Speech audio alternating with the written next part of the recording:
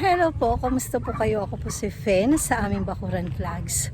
Nandito po tayo sa aming mini farm. Nakabili po kami ng maliit lang na lupa dito sa San Rafael.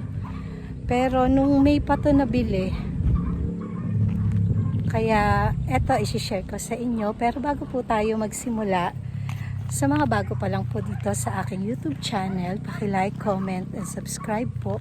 At huwag niyo pong kakalimutan na i-click ang notification bell para po ma-notify po kayo kapag meron po tayong bagong upload. Yan, ito po yung nabili namin na lupa. Ito ay dating farm, tinataniman ng mga gulay. At meron na rin kaming kubo dito. Yan, pinakita ko na to dati. Pahapyaw lang dito rin sa aking YouTube channel. Yan ang aming kubo. Ayan, yung banda dito, ito yung kwarto namin, tapos doon sa likod yung kusina, CR, tapos yun merong tanggapan na maliit na parang sa fish pond. Yan, share ko lang sa inyo yung aming mini farm. Tingnan niyo yung doon, no, yung overlooking na napakagandang tingnan kasi mataas yung lugar na to. Medyo may pagkabundok na, kaya napakasarap at tumambay dito. Kaya kami ng Sir Bernie, lagi kami dito kapag walang pasok, nagtatanim, nagdidilig. Marami na po kaming mga dito, mga tanim, mga fruit bearing trees, kasi kapag gulay hindi namin kakayanin na alagaan, kasi nga weekly o kaya minsan isang buwan di kami nakakapunta rito. Kaya nung tag-ulan nagtatanim kami ng mga fruit bearing trees. Ito yung i-share ko sa inyo ngayon. Yan, ito simula dun sa may bakod na yan, paikot na yan. Yan yung may bahay dun sa kabila, sa cottager ng Sir Bernie. Ayan. Ito yung aming mini farm.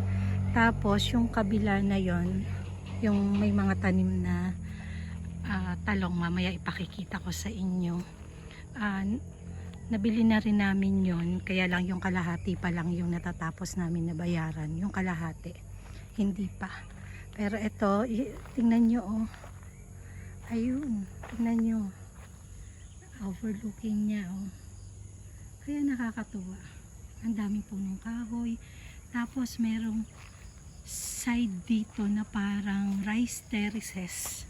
Medyo hindi lang kita yung dulo na yun. Tapos eto, tingnan nyo, ito yung kabilang lupa dito, ang tanim ay palay, pero hindi po sa amin yan. Hanggang dito lang sa may kawayan na yan. Yan, may mga saging. Ito yung saging na berde, yung tampuhin, yung kulay red na saging. Yung ito raw, may bunga to. Ito yung saging na senyorita. Tapos yun, yung saging na latundan na napakatamis talaga, nakaani na kami dito. Ito yung saging na napakalaki. Talagang halos 200 kalyata yung laki ng bunga nito. Hiningi lang namin sa cottager ng Sir Bernie. Ayan, may mga lemongrass. Yun, yung saging naman doon, galing daw Bisaya yun. Yung, ang tawag nila dito ay candy. Napakaraming lemongrass dito. Ang tinanim na yan ng Sir Bernie. Yung iba, dinat na namin dito. At sa paligid, may tinanim din kami. Tsaka hanggang doon, sa pababa dyan, hanggang yung padaos-dos, tinataniman namin ng mga puno ng buko, mga dwarf yan na golden buko. At napakadami pong tanim ng Sir Bernie dito ng papaya, kasi mahilig kami sa papaya. Ayan, ang gaganda na, oh.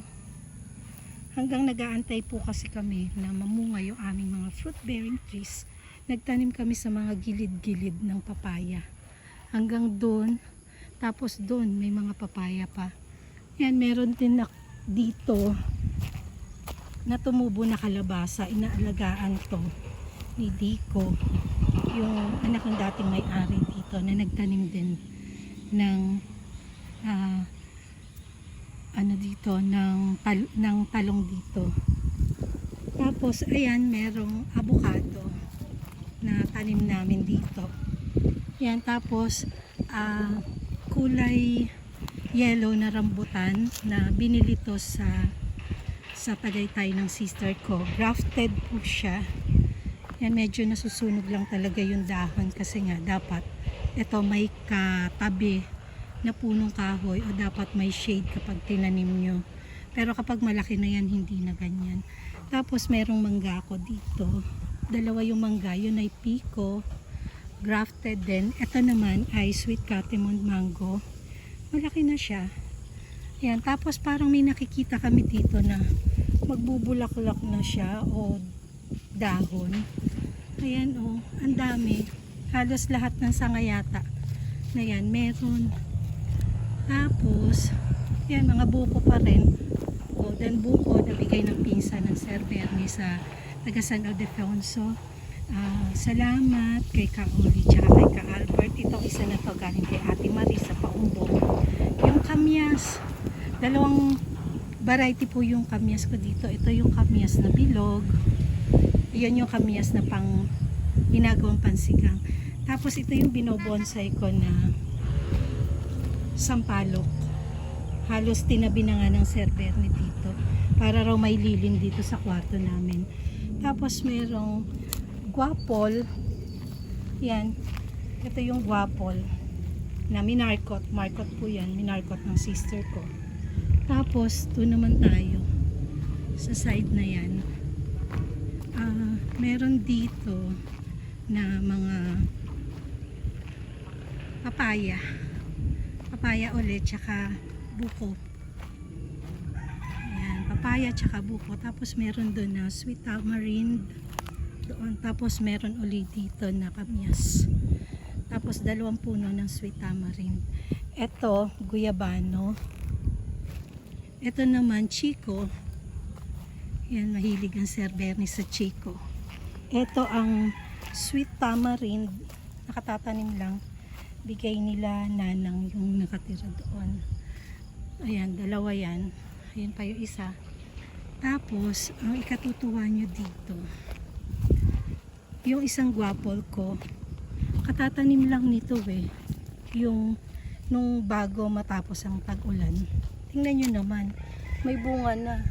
At nakakatuwa. Tingnan nyo, ang dami rin bulaklak. Ayan. Ayan, ang ganda. Ang dami. Diba? Ayan, kaya nakakatuwa na may mga namumunga na punong kahoy dito na natanim na namin na pakikinabangan na talaga kapag mga ilang taon na lang, pero kapag marko talagang sandali mo lang sila na pakikinabangan.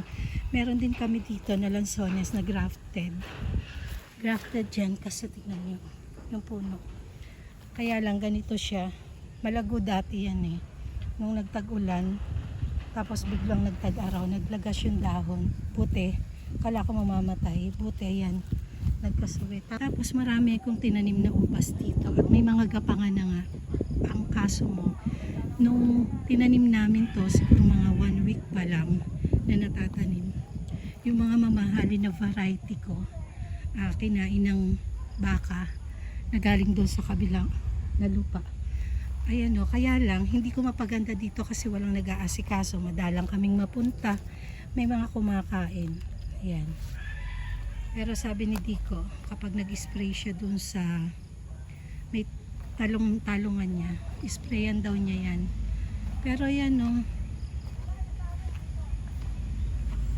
yan, ubas po yan.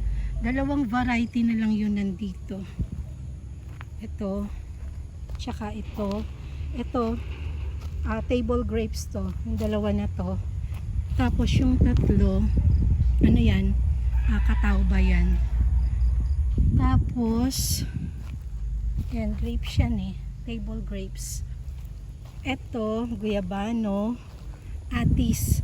Hindi ko lang matandaan kung alin sa dalawa na to yung seedless atis. May nabili ko na seedless atis. Yan. Tapos meron ding atis na galing sa buto na tinanim ko galing sa bunga dun sa amin. At tingnan nyo, ang dami na namang bagong tanim ng Sir Bernie na papaya. Ayan o, papaya. Ang dami, parang nasa 25 na puno yung papaya ng Sir Bernie dito. Ayan. Tapos, meron dito na suha. Grafted din to na suha. Tapos, meron kami na mga kalamansi dito na markot. Mga ano to, naka-harvest na ako dito kahit na pailan-ilan. Pero ayan, may mga bunga naman. At may mga bulaklak din na pasulpot. Ayan, maliit lang yan nung tinanim namin dito nung tag-ulan. Tapos nung nagtag-araw, yan, biglang laki. Yan, papaya. Papaya. Ito yung mga unang tinanim namin na papaya dito. Bali 8 puno ng kalamansi ang meron kami dito. Yan o. Tapos yan, makikita nyo may mga puti-puti. Yan, bulaklak yan. Tapos yan, papaya. Nag-over the backod yung kalabasa ni Ma'am Armel, may bunga na. Yan, tapos yan, kalamansi yan hanggang doon. Tapos eto, yan, may bunga na yung aming papaya na unang tinanim. Ang daming bunga, oh. Yan, ito, iisa. Kuripot siya magbigay ng bunga. Tapos ito, lalaki to. Ang ginawa namin, may napanood ako sa reels na putulin daw at biyakin. Tignan kung mamumunga talaga, kung magiging babae yung papaya na lalaki na to. Tapos pinakapon ko sa tito ko ganyan. Ayan, tatanggalin ko yung maliliit. Titira ko lang yung 3 malaking ano dyan, sanga. Tapos ayan, ayan, ang daming bunga, oh. Ito. Tapos ito, alangkato na bigay ng kapitbahay namin sa Malolos, yung buto. Tapos pinunla ko yung buto. Yan, nakapagtanim na ako dito. Tapos may mangustin kami dito, maliit lang, grafted daw to. May mangustin. Ayan. Tapos may mga pinya rin ako doon. Ayun yung 2 pinya. Tapos may mga pinya rin ako dito. Yan, yung tagulan yan tinanim. Bale, pinatong lang namin yan, yung mga bumili kami ng pinya, yung pinaka-crown niya, tinanim namin. Hindi ko lang alam kung kailan mamumunga yan kasi crown lang yan. Tapos meron din dito na red, ano to, langka. Yan, 2 puno na red langka. Nabigay ni Ma'am Armel yung nakatira dyan sa tabi. Tapos, ayan, ito yung kubo namin. Pinaiikutan to ng mga solars dito sa likod, sa gilid, sa harap, at doon pa. Yan. Yung ano na yan, ang gusto ko lang kasi dapat dito, pahingahan lang na meron kaming natatambayan kapag pumupunta kami dito. Hanggang sa naglagyan na raw namin ng ganyan, ng sibi. Tapos kwarto, pahingahan. Tapos nagtanim ako dito ng mga santan. Ayan, tingnan nyo naman. Mabango yung bulaklak ng santan na yan. Sana mapalago ko yung santan na yan. Iba-ibang kulay yan eh. 5 kulay ang meron ako dito. Red, white, pink, orange, yellow. Ayan no. Yan, santan yan. Yung paganon. Tapos pabuka hanggang dun. At tingnan nyo, pakikita ko sa inyo. Yan. Ito yung kabuuan ng aming bahay kubo. Bali yung bahay kubo na yan, kwarto, yung side na to. Tapos pahingahan to. Yan, hindi pa naman tapos yan kasi nagkaroon na ng pasok ang Sir Bernie, walang maghahatid sa mga gumagawa. Kaya ganyan na muna. Natitirahan naman namin kahit papano kapag nandito kami, kaya lang hindi pa kami nakakatulog dito ng gabi. basta maghapon lang, tapos uwi kami ng ganito. Ngayon parang magsi 6 o'clock na, maya uwi na kami. Gusto ko lang talaga na i-share sa inyo itong aming mini farm. Ito po yung kabilang side ng harapan ng lupa namin na tinaniman ng talong. Napakarami pong talong, pechay, at saka mustasa, at saka labanos. Tapos ito yung part na katabi rin namin na nabili namin. Yung kalahati pa lang yung nababayaran. Tapos yung kalahati meron ng na-down. Kaya ito another 480 square meter pa po ito. Kaya tuwing pupunta po kami dito, lagi po kami Lalaki pala ng pechay doon. may libreng gulay mula dito. Dahil nga gusto magkahabis pa ako bukas eh. Kung titingnan mo rin nun, parang konti lang ano. Mapakadami. Tingnan mo ngayon, ang dami. Ang ganda. Ganda tingnan. Hinahawang ko muna pag ano. Thank you. Lalapan yung lang. Kaganda. Nagpapaalam na po ako sa inyo at maya-maya lang uwi na po kami ng Malolos. Ayan yung aming bahay kubo. Hanggang dito na lamang po ang aking video at maraming salamat po sa walang sawa niyong panonood at walang sawa niyong pagsuporta sa aking mga video. Sa mga subscribers, silent viewer at sa lahat ng mga walang sawang sumusuporta at nanonood ng aking mga video, sa mga napadaan lang at pinanonood ng buo yung aking mga video at hindi po nag-i-skip ng ads. Maraming salamat po. Keep safe everyone. God bless.